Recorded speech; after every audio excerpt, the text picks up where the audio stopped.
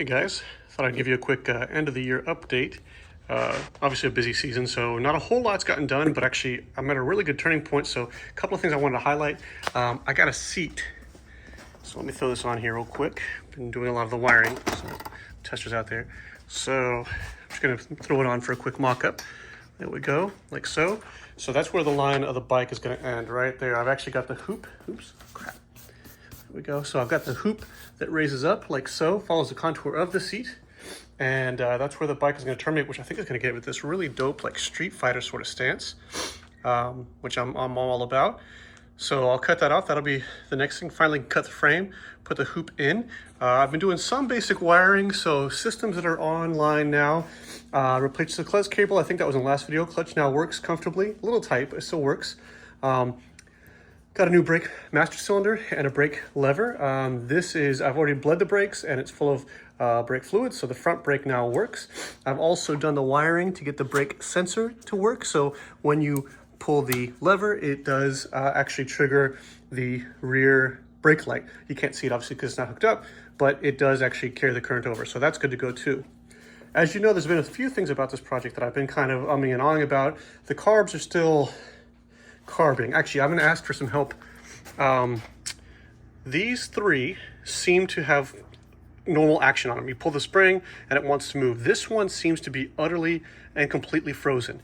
I can't get the butterfly to move at all. Everything else seems fine. There's a spring in place there, but this is preventing all the rest, since they're kind of tied together, from moving appropriately. So if you know anything that might be helpful, I've taken the top off and the bottom off. I can't find anything here at all.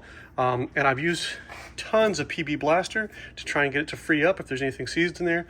You got any ideas, let me know. So yeah, I don't really want to have to buy some more carbs. That would be an expensive addition to the project. So anyway, that's a holding point here, but the tank as well. So as you know, I had to break into the tank because I didn't have the keys for it. And then I went to look for a replacement flap or keys, and it's really pricey. I thought about going aftermarket with the tank, but the tank's actually a really unusual shape. There's actually 8 inches between the two mounts inside here, so it's a really wide tank, also very long, so it's hard to find anything to replace it. So what I decided I'm going to do is I actually am going to weld a panel here to replace this area that's like low, recessed rather. I'm going to weld a panel into this and then just put a screw-on gas cap. There are 4 screws that hold this in place. One of them came out very well, but despite 8 rounds of PB Blaster, I couldn't get the other 3 out, so I drilled them out. And now the unit, and actually I put the top in to keep the shavings out of the tank, but now the whole unit itself will lift right out, and I gotta do it carefully so I don't spill any into the tank, like so. Okay, and I might eBay this, I don't know if it's worth anything, but there we go, put that there. And then what I'll do, as I said, I'm going to just cut a panel like this to follow this line, and you can tell, I don't know if you can tell in the video, there's a slight lip here. So I'm gonna try and get that panel to sit right into that lip, and I'm gonna arrange it to where it fits just above here, like that. So I can literally screw a lid in and it goes into that, and then I'll seal it so that it doesn't actually splash into this area here and jack things up. But that's the plan. I'm also gonna strip the whole tank down. I wanted to keep this original paint and the cool kind of pinstriping sticker on here, but there's just too much rust and pitting to like just leave it. I mean, I like the vintage look, but this isn't buffing out because there's rust under the paint. So I got to take this down to bare metal.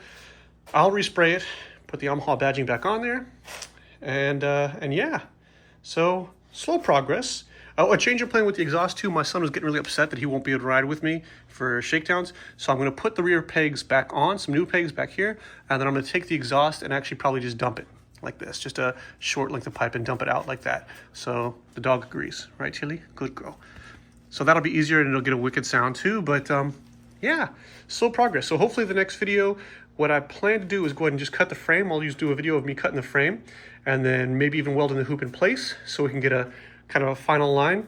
Also, I was thinking about here, this vacuum line, because it interferes with the seat, cutting it, and since I'm gonna weld on this tank anyway, cutting it and welding it shut.